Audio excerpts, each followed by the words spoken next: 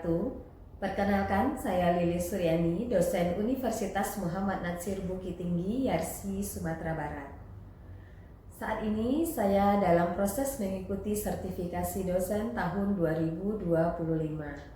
Video ini saya buat untuk memenuhi instrumen pernyataan diri dosen pada unjuk kerja Tridharma Perguruan Tinggi atau PDD UKTPT di bidang pengajaran.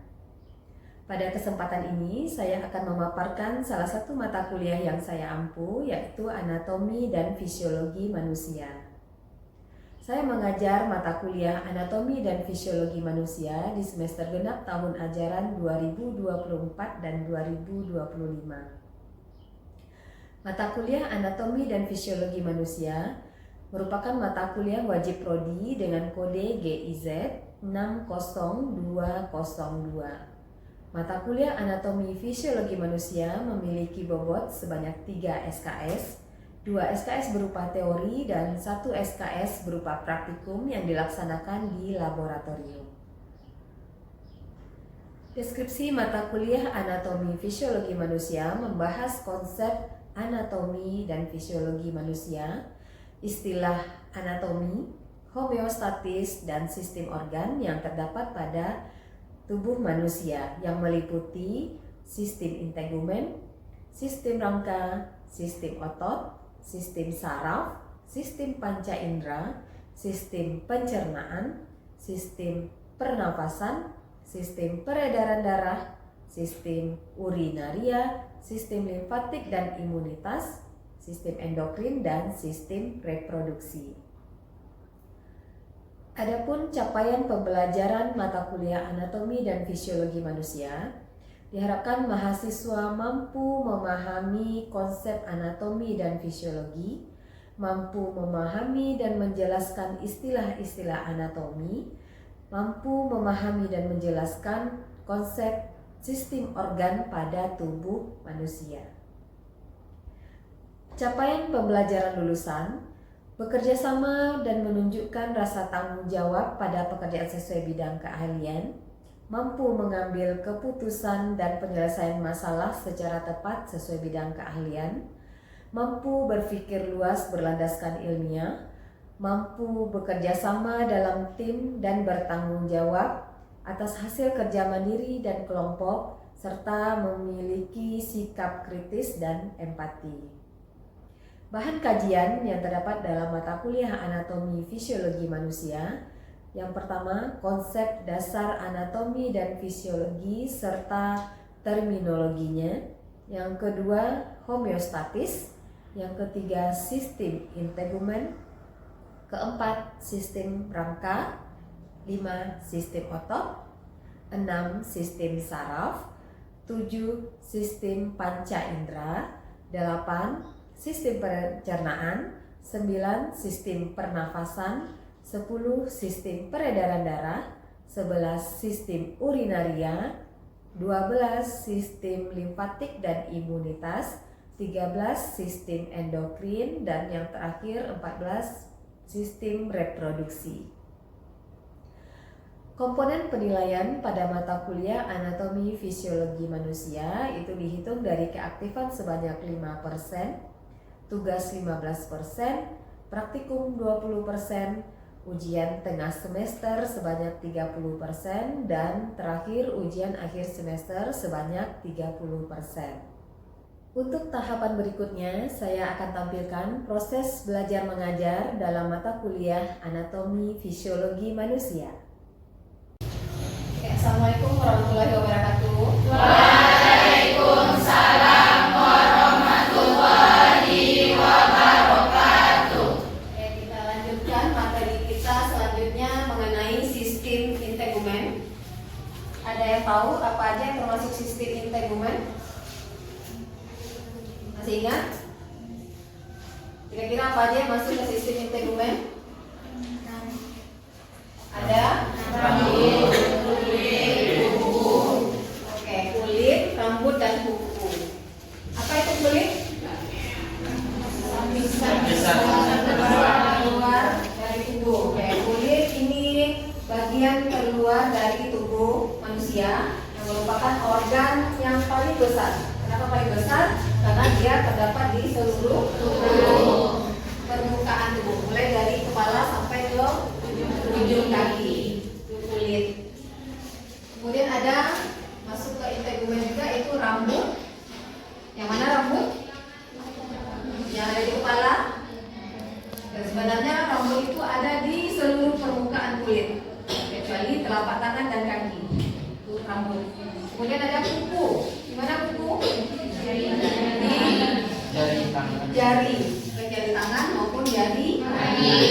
Ya, selain ketiga ini, kulit, rambut, dan kuku, itu juga ada di integumen itu namanya kelenjar. Pertama kelenjar teringat, kemudian ada saraf. Oke, kita lihat satu persatu dulu. Kulit, ini istilah lainnya ada integumen atau kutis. Ini disusun oleh jaringan epitel sama jaringan ikat. Masih ingat jaringan epitel? Jaringan keluar yang menumbuhkan lapisan, nanti lapisan paling atas itu istilahnya epidermis. Kemudian yang menumbuhkan lapisan yang di bawah epidermis atau bagian dalam dari kulit kita nanti itu jaringan ikat penyusunnya. Ya, lapisan kulit pada manusia itu ada 3. Ada epi, lapisan yang kedua tadi epidermis. Ini sering juga kita sebut sebagai kulit ari. Kalau saudara pernah mengalami tangannya ganti kulit, nah itu yang kadang kan udah kering, bisa saudara pelupaskan. Nah itu kulit ari atau bagian epidermis. Kemudian di bawahnya ada dermis, dari sini berupa kulit jangat.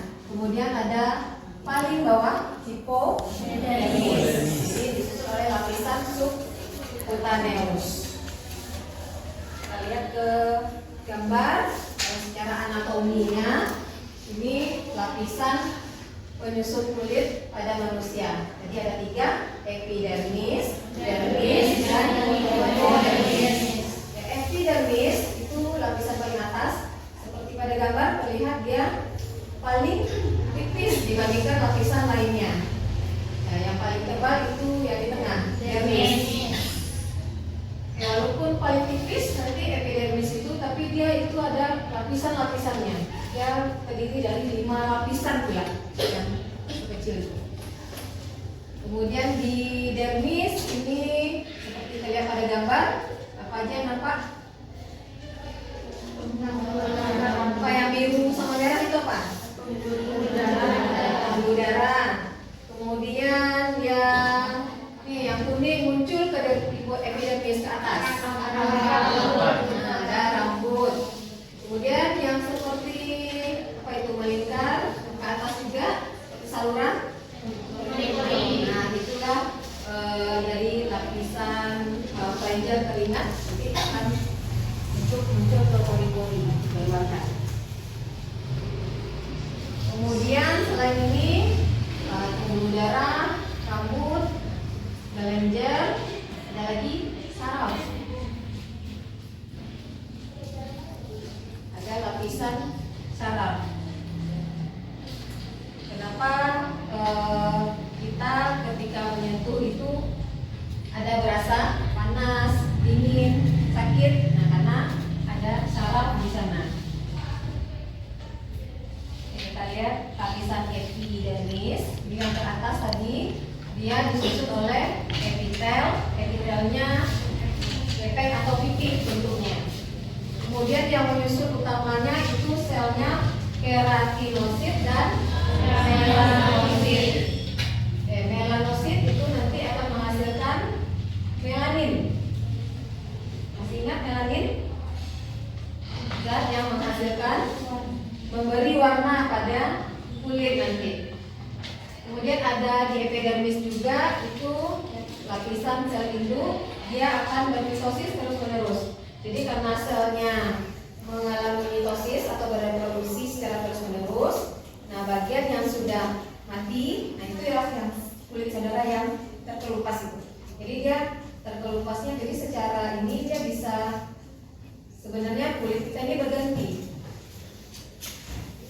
ya, melulu kalau kalau iritasi baru nampak yang itu ya, yang ganti kulit itu. Tapi kalau sehari-hari normal begini sebenarnya dia berganti karena dia tumbuh terus, tapi dia jatuh sendiri. Kemudian lapisan paling luar, itu akan terkelupas karena ada proses reproduksi sel tadi. Jadi dia akan digantikan sama sel yang baru. Gitu. Jadi kalau udah ada sel yang baru, sel yang udah tidak berfungsi itu akan terkelupas sendiri. Maksudnya dia akan terdorong terus ke atas, nah itu akan lepas. Ini kalau kita lihat secara anatomi, nah tadi kan lapisannya paling tipis. Nah lapisan yang paling tipis tadi itu disusun lagi atas 5 lapis. Yang paling atas namanya stratum corneum. Nah ini stratum corneum karena dia paling luar atau teratas, dia berfungsi untuk sebagai pelindung, melapisi atau melindungi bagian lentik di bawahnya. Kemudian ada stratum lucidum. Stratum ini tipis saja dan kalau di ini digambarkan dia seperti lapisan yang bening. Di bawah lucidum ada granulosum. Nah, stratum granulosum, nah ini dia bagian yang berfungsi untuk menahan dari infeksi bakteri atau kuman atau benda asing atau cairan kimia supaya tidak tembus ke dalam. Jadi dia sebagai lapisan penahan. Kemudian ada stratum spinosum di bawahnya, kemudian paling bawah stratum basal. Kemudian di bawah lapisan yang ini baru dermis, lapisan kedua. Oke, lanjut dermis. Dermis tadi itu lapisannya yang paling tebal. Ya, ketebalannya itu 0,5 sampai 3 mm. Nah, di dermis ini seperti gambar yang sebelumnya terlihat, itu nampak ada akar, ada rambut, ya, ada pembuluh darah, ada kelenjar, kemudian ada apa lagi? Pori-pori di permukaan. Kalau di dermis itu mungkin saluran keluarnya.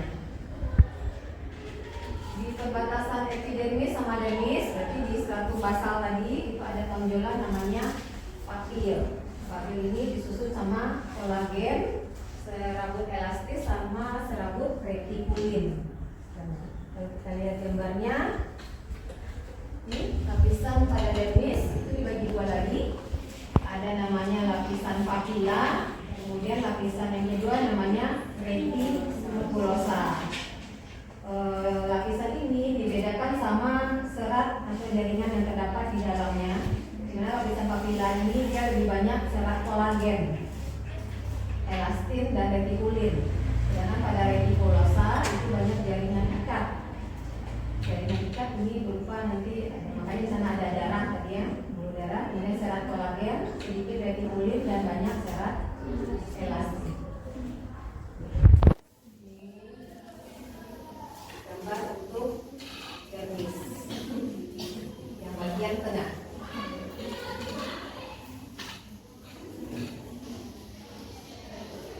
Lanjut, yang ketiga lapisannya paling dalam hipodermis.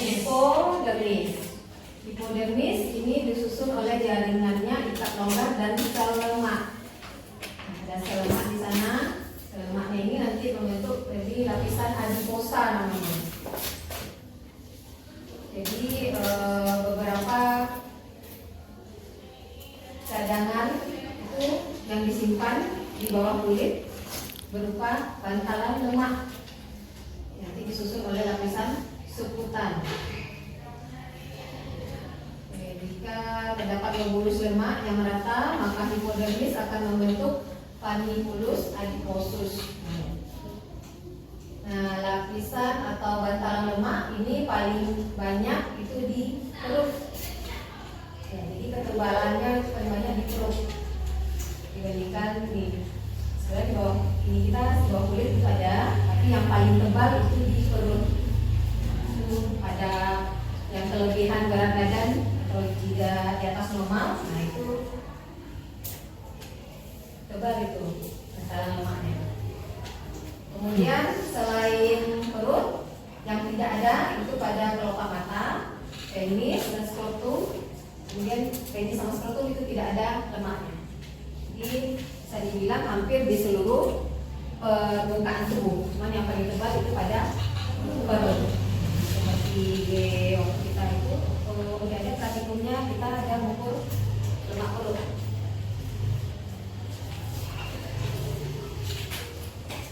Masih hipo, ini ada seperti terlihat pada gambar.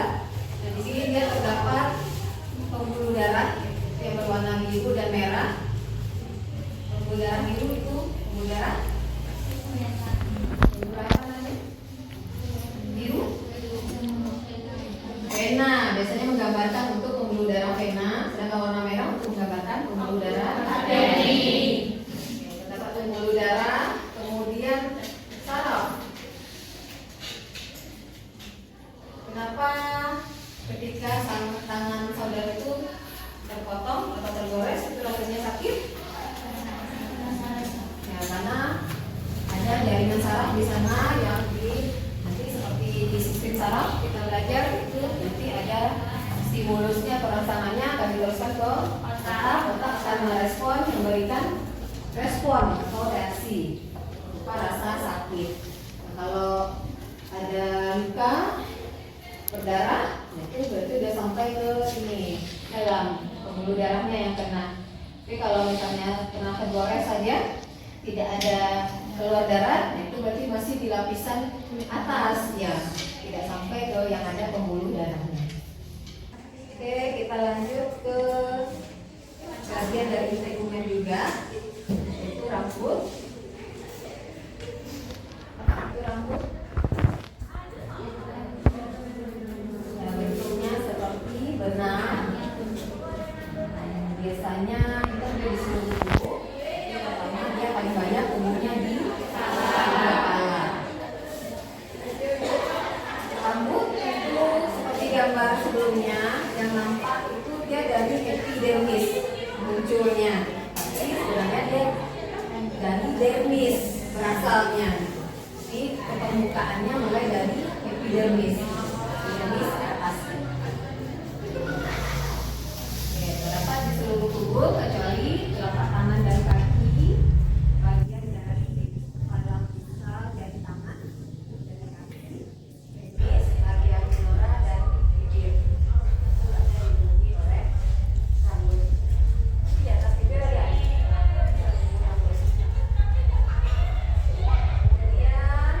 Rambut ini kapan dia mulai ada?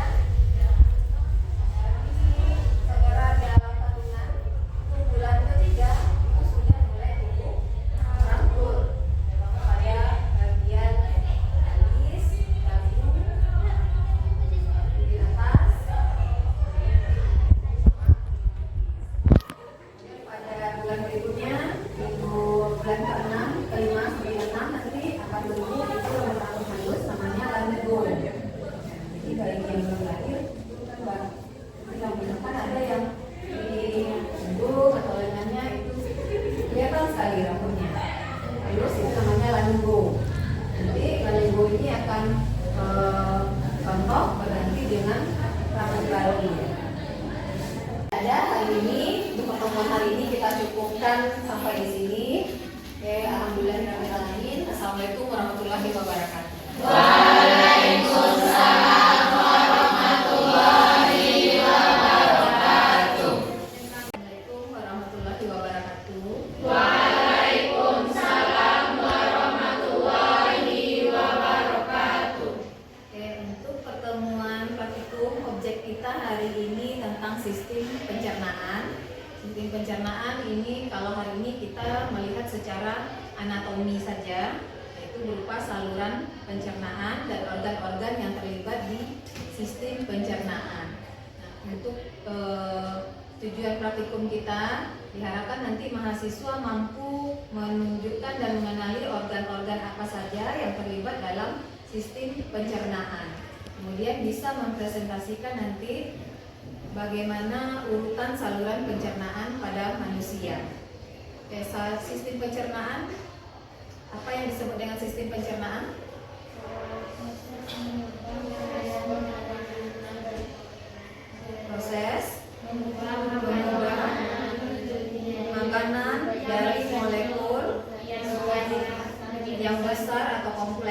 menjadi molekul sederhana atau kecil sehingga bisa diserap oleh tubuh. Oke, sistem pencernaan ini terdiri dari saluran pencernaan berupa organ-organ pencernaan yang dimulai dari mulut nanti berakhir di anus. Selain saluran pencernaan, nanti ada organ-organ yang terlibat membantu sistem pencernaan dengan menghasilkan enzim pencernaan. Nah, untuk materi hari ini itu saluran cerna dimulai dari mulut. Mulut itu terjadi proses secara kimiawi dan mekanis. Di dalam mulut terdapat organ aksesoris yang membantu proses mengunyah. Apa aja organnya? Gigi, lidah, ludah. Ada gigi, ada lidah, dan kelenjar ludah. Nah, setelah dikunyah atau dihancurkan, makanan tadi akan terdorong ke kerongkongan atau esofagus. Nah, namanya prosesnya itu dari mulut ke esofagus itu menelan makanan. Di esofagus ini terjadi ada namanya gerak peristaltik. Jadi dia masih proses menghancurkan makanan sebelum turun ke lambung. Di lambung nanti juga akan dibantu secara kimia oleh enzim yang membantu pencernaan. Setelah dicerna di lambung, makanan lanjut ke usus halus atau intestinum. Intestinum ini terbagi 3, ada apa aja? Duodenum, jejunum, dan ileum. Di usus halus itu terjadi proses penyerapan makanan, terutama di ileum. Kemudian makanan lanjut bagi yang tidak diserap oleh tubuh, dilanjutkan kemana lagi? Usus besar atau istilahnya kolon. Kolon itu ada 3 bagian juga. Ada bagian yang mendatar ini atau mendaki, mendatar, kemudian menurun, baru ke rektum. Rektum nanti berakhir di anus. Nah, itu urutan saluran pencernaan. Nah, selain urut organ yang berperan dalam saluran pencernaan, nanti ada juga organ tambahan yang berperan dalam pencernaan, yaitu ini apa? Hati. Yang hijau? Empedu. Kemudian ada di sini di bagian belakang pankreas. Yang ketiganya nanti dia menghasilkan enzim yang berperan dalam membantu proses pencernaan makanan. Oke, paham? Untuk praktikum objek sistem pencernaan nanti bisa mengenali dan mempresentasikan organ-organ yang terlibat dengan pencernaan.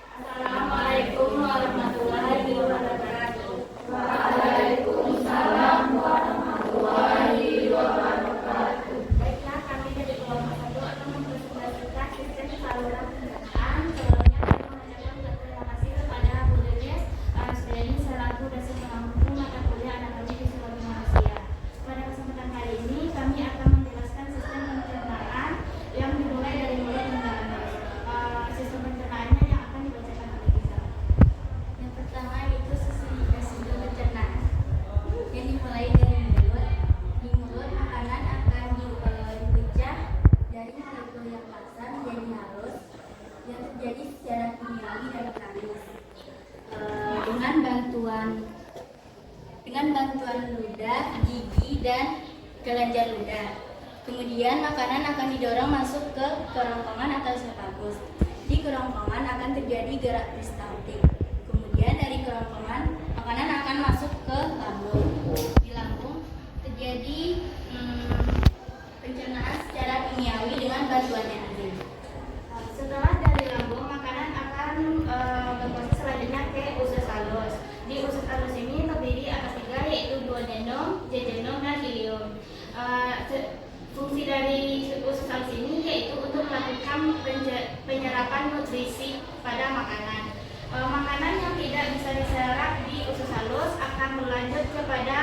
Usus besar. Usus besar terdiri dari bagian yang naik, datar, dan menurun, dan berakhir di rektum, setelah itu anus. Itulah sistem pencernaan dari manusia yang telah kami presentasikan pada kesempatan kali ini. Apabila ada kata-kata kami yang salah, mohon dimaafkan. Assalamualaikum warahmatullahi wabarakatuh. Waalaikumsalam warahmatullahi wabarakatuh. Sekian video rekaman pembelajaran dalam mata kuliah Anatomi Fisiologi Manusia pada program studi gizi Fakultas Ilmu Kesehatan Universitas Muhammad Natsir Bukit Tinggi. Terima kasih. Wassalamualaikum warahmatullahi wabarakatuh.